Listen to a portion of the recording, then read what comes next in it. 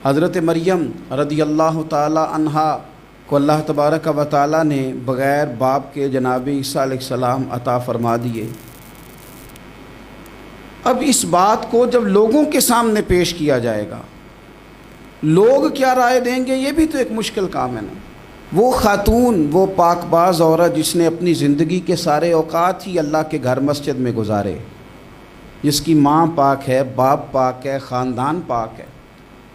اس خاتون کو بغیر باپ کے جب گود میں بچہ لے کے لوگوں کے سامنے جانا ہے تو کن رویوں کا سامنا کرنا ہے، یہ آپ سمجھ سکتے ہیں۔ کسی شاعر نے کہا تھا کہ الجھے الجھے بکھرے بکھرے روز و شب دیکھے گا کون، لوگ تیرا جرم دیکھیں گے سبب دیکھے گا کون۔ لوگ تو ظاہری حالات کو دیکھتے ہیں اور فیصلہ کر دیتے ہیں، سبب کیا ہوا تھا، وجہ کیا بنی تھی، تصویر کا دوسرا رخ کیا، اس پر تو غور ہی کوئی نہیں کرتا۔ اور پھر مخلوق تو فنکار ہے اس درجہ کے پل بھر میں، سنگے در کعبہ سے بھی اصنام تراشے، تم کون ہو کیا چیز ہے داغ کبابی۔ لوگوں نے تو مریم پہ بھی الزام تراشے،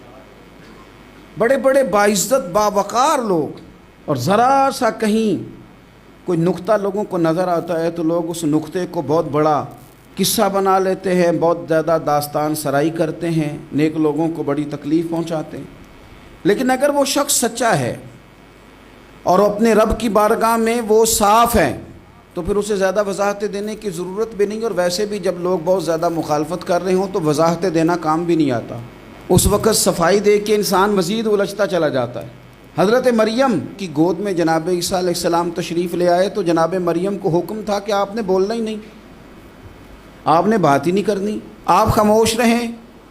وہ خاموش ہیں، بچہ پنگوڑے میں ہے، قوم کے سامنے ہے، تو قوم بڑے سخت نظروں سے دیکھتی ہے، بڑے سخت جملے کہتی ہے، اور انہوں نے کہا کہ مریم یہ بچہ کہاں سے آ گیا، آپ بھی نیک، آپ کا باپ بھی نیک۔ تو جناب مریم نے کیا کہا، قرآن مجید سورہ مریم کی آیت نمبر 29 دیکھیے، فَأَشَارَتْ إِلَيْهِ، تو جناب مریم نے نا پنگوڑے کی طرف اشارہ کیا،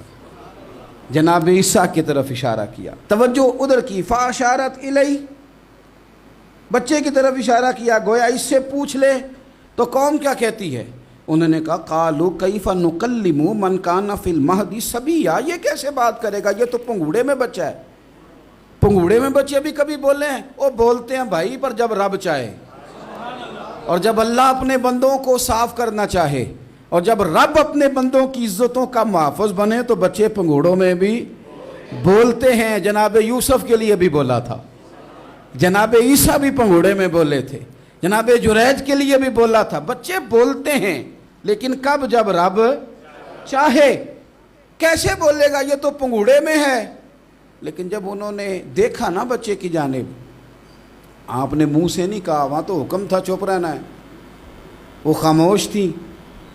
پنگوڑے کی طرف اشارہ کر کے کہا اس سے پوچھ لو جو پنگوڑے میں ہے۔ تو جناب عیسیٰ پنگوڑے سے بولے اور سیدھے ہاتھ کے اشارے کر کر کے بولے، کیا کہتے ہیں، فرمانے لگے قال انی عبد اللہ۔ عیسائیوں نے کل کلاں کو کہنا تھا نا وہ اللہ کے بیٹے ہیں، تو انہیں بات ہی یہاں سے شروع کی، کہنے لگے لوگوں سنو میں اللہ کا بندہ ہوں۔ بات شروع یہاں سے کی، جو کل بات ہونی تھی آج اس کا اظہار کیا، کہنے لگے انی عبد اللہ، میں اللہ کا بندہ ہوں، آتانی الکتاب،